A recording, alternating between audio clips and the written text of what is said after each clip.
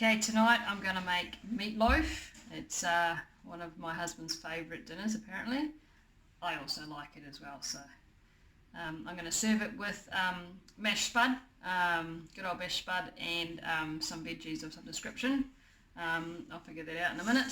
And so the meatloaf that I'm making today, it makes 2 tins. I could halve it, but I thought that while I've got the oven on, while I'm making the effort, I'm going to make 2, and I'm going to chuck one in the freezer so that I can pull it out another time when I can't bother cooking.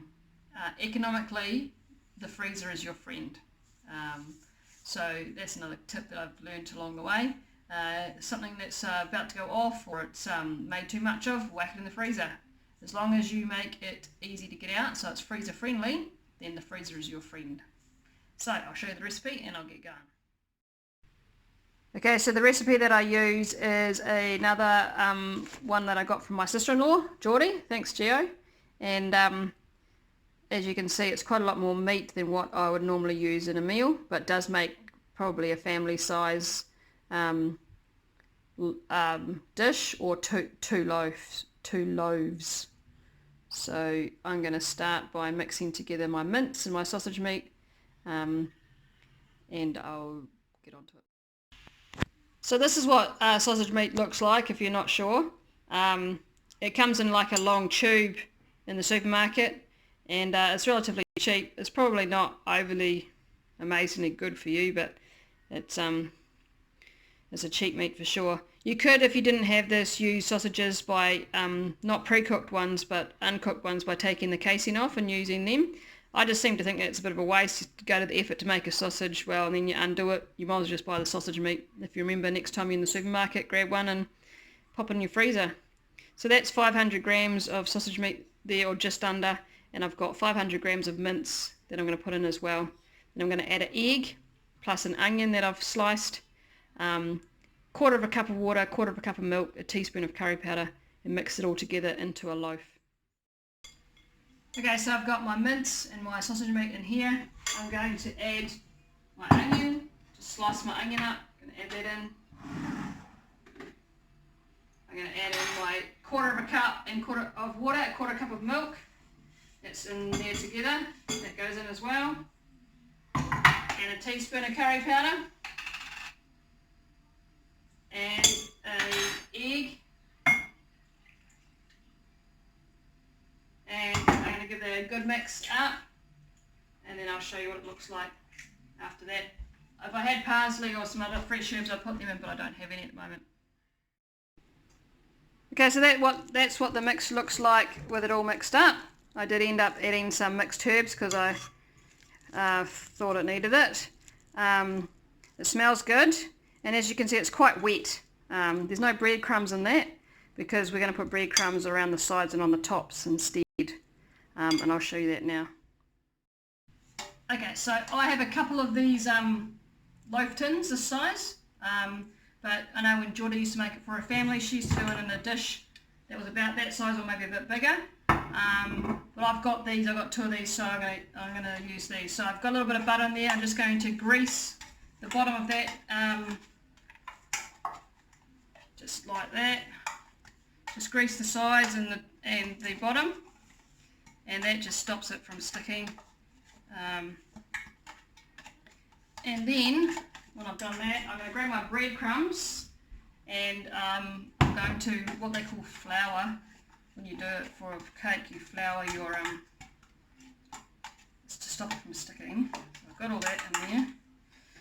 And then I'm just going to pour my breadcrumbs, a little bit of breadcrumbs in. And then what I do, if I can show you somehow, is then I just go, just cover the bottom, and I also want to cover the sides. And so I'll use my other one and I'll tip into here so that I get the sides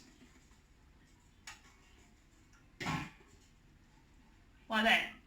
Okay, so I've got it breadcrumbed on the bottom and basically the sides as well. And then I'll do the other one, then I'll split my mixture in half and pop it in. Okay, so I've got my 2 tins greased and breadcrumbed. I'm going to put half of the mixture into each one. Just spoon it in, and then I'm going to shape it so it's mounded, up, so there's like a moat sort of thing around the outside.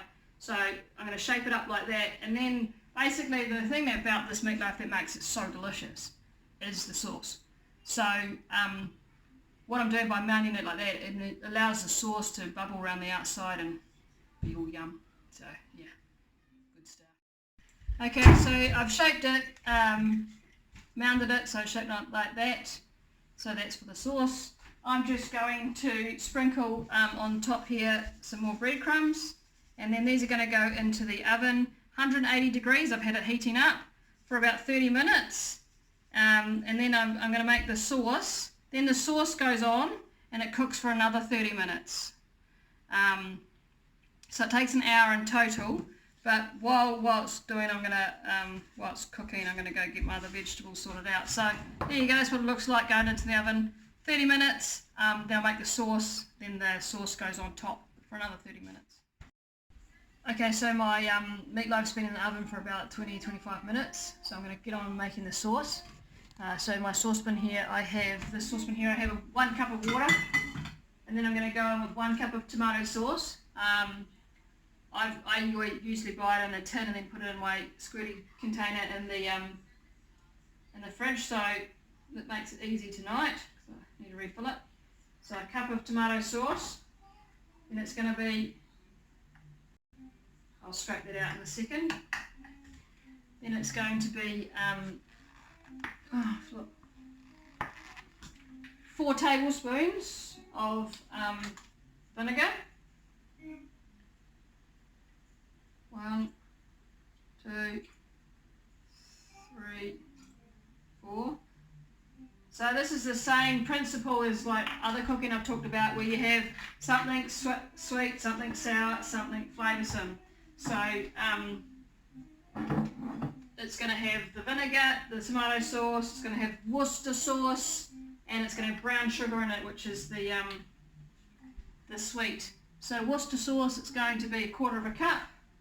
That's quite a lot, but this is a double mixture because I'm going to put half on each of my loaves,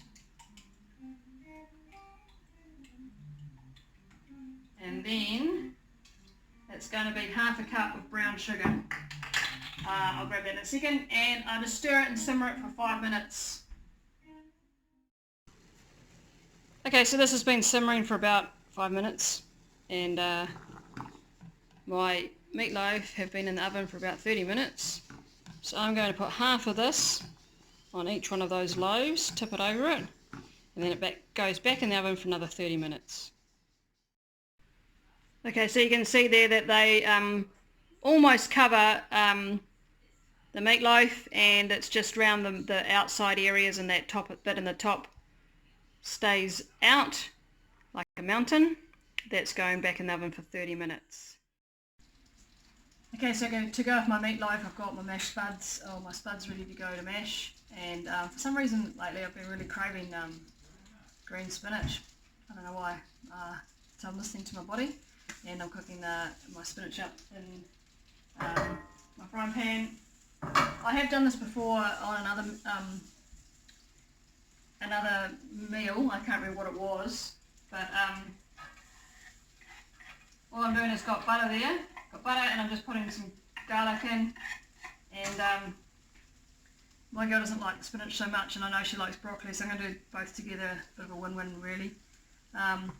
So yeah, if you wanted to check it out on another meal, you could see that. If you subscribe to YouTube, click the notifications button, then you'll get scroll back through all the different ones that I've done.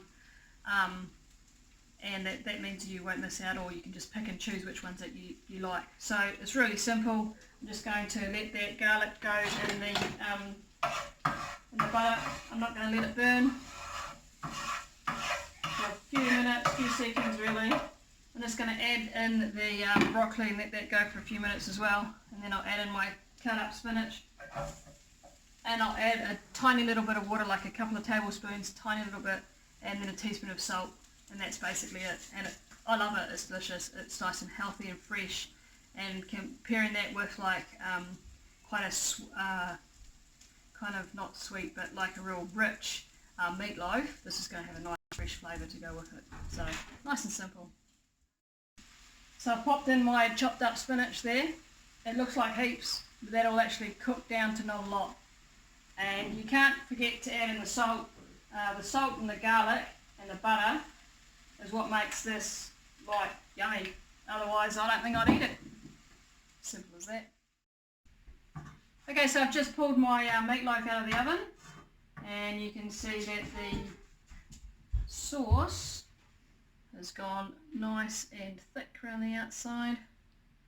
And I'm going to slice that up, serve it up with my mashed spuds and my greens, and that's a pretty good dinner.